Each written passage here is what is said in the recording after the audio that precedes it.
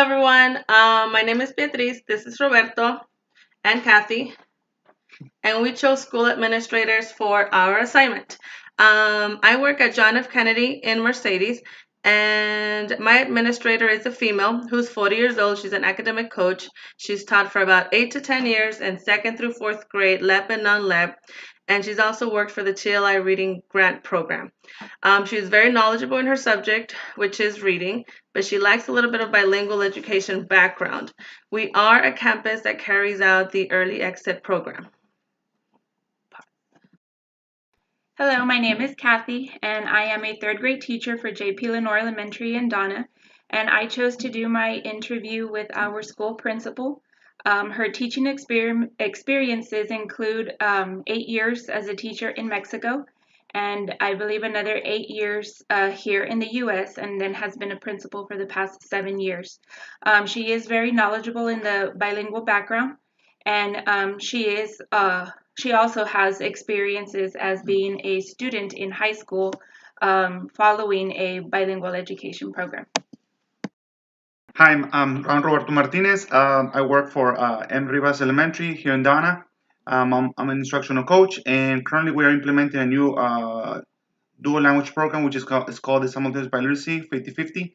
And my interview was with an administrator. She's a female, age 52. She's the school principal. She's been a teacher for the last 13 years, and then for the last 7 years, she's been an administrator. Two of our administrators are implementing the DLB program with all its benefits and its challenges, and one administrator is implementing the early exit, where we actually segregate the classrooms depending on the students being labeled as LEP or non-LEP. We thought this was a great dynamic way for our activity to go because it was going to show us different perspectives on bilingual programs and the way they're implemented and how this affects the instruction under emergent bilinguals. For our interview, we had about 20 some questions and we narrowed it down to 11 questions. And then based on out of those, we're going to present 6 of them. So most of our topics and questions related around the DLB program, language, curriculum, instruction, assessment, accountability, and bilingualism. And the first question that we got to use was, do you think that the school does an effective job at involving the parents in decisions pertaining to the education of our school's children? Why or why not? Well, both of our administrators that do implement the DLB program believe that they do an awesome job at involving the parents on the program's purpose and intentions. They even involve the parents on the LPAC committee, and where are we? And some of the parents are even asked to be present at the committee to make decisions, and they are asked to be members of the committee that make other decisions for other bilingual students. The administrator that follows the early exit program believes that her school makes decisions based on what they think is best for the kids and the campus, but not necessarily what is best for the child itself. For example, there are times when the child's support is taken backseat to other issues. For example, behavior. The child is placed in a non-LEP classroom and the parent is indirectly influenced to make that decision. So it's based on what we need and not necessarily on what the child needs. She doesn't believe that the parents have the inclination or the drive also to find out what's going on in their child's education. Question number 2 was, what are some challenges that you as an administrator encounter at school with your campus bilingual education program? Well, our administrators say that one of the biggest challenges they encounter at school is finding the resources needed in Spanish. Therefore, some teachers find it easier to provide the instruction in English, even though the students are not ready for that transition. Another administrator mentioned that their challenges is balancing good practices with what they need to do to get high scores. She understands that it's a good practice to get them to exit late. It is good for them to dominate their first language before they are introduced to their second, but they have outside pressures to consider before we consider the best practice, and I'm guessing it has to do with the scores. I know we read Sustaining a Dual Language Emergent Program, Features of Success by Alanis and Rodriguez, and they mentioned that for a student to be academic ready, linguistically successful in a dual language program, they must have instruction taught in their native language through either a simultaneous or sequential program. This is also backed up by Cummins' threshold hypothesis that states that strategies and skills learned and mastered in their native language is transferable to their second language.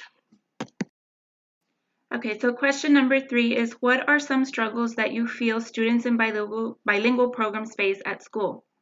Some of the biggest struggles our administrators faced were teacher expectations, overestimate of the student language abilities, and parent support at home.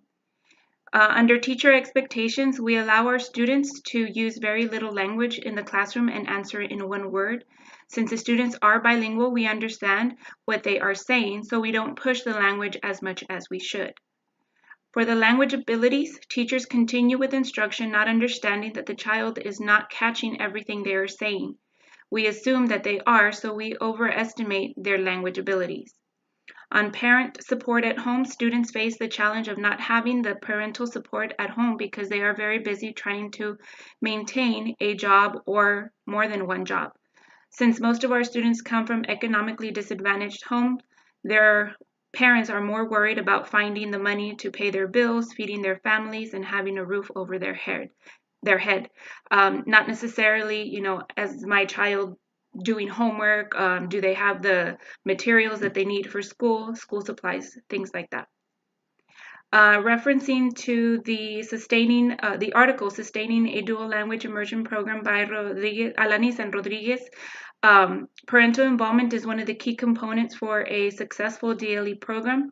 Through active parent participation, parents are encouraged to volunteer in the classrooms and to extend the learning process from school to home. This participation gives parents the responsibility of aiding their child's learning process in both languages. The article, Parental Voice and Involvement in Cultural Context, Understanding Rationales, Values, and Motivational Constructs in a Dual Immersion Setting. The author mentions that research consistently demonstrates that students benefit from parental involvement in the schools and that it is more critical for parents of minority groups to become involved in their child's education. Through parental involvement, students not only have a greater chance of academic success in 2 languages, but also gain a love for school and learning.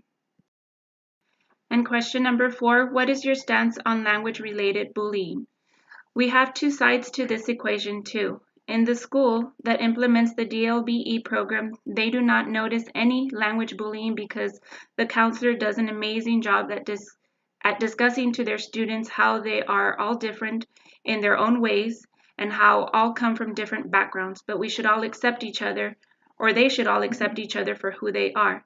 But in the school that implements the early exit with segregation in the classroom based on the label LEP or non-LEP, they do see remarks from staff and students, those are the Spanish kids.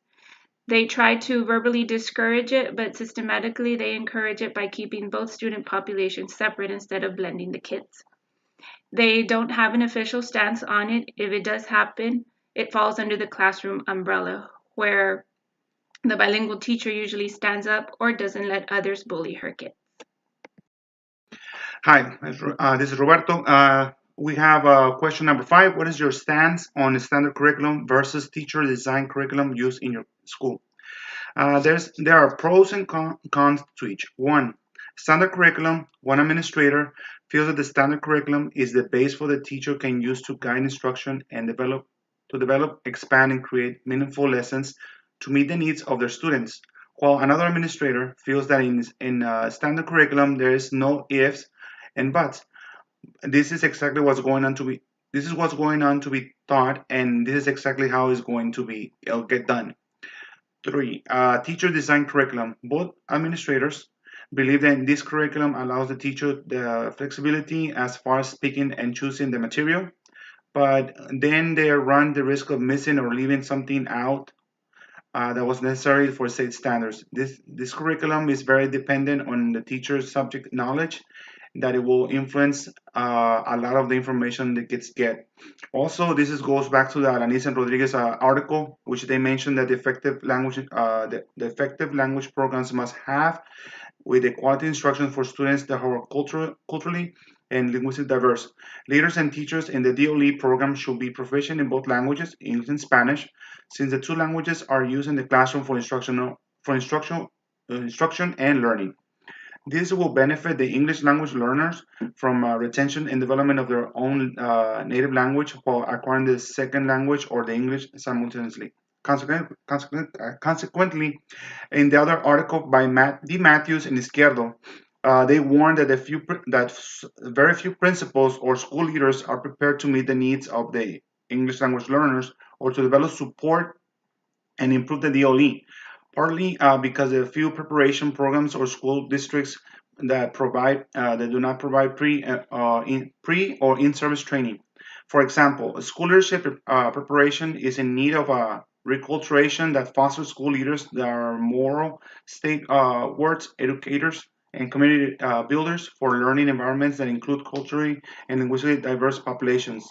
This must be addressed before implementing a DOE program by school districts in order to get full understanding and full commitment from school leadership, teachers, and parents.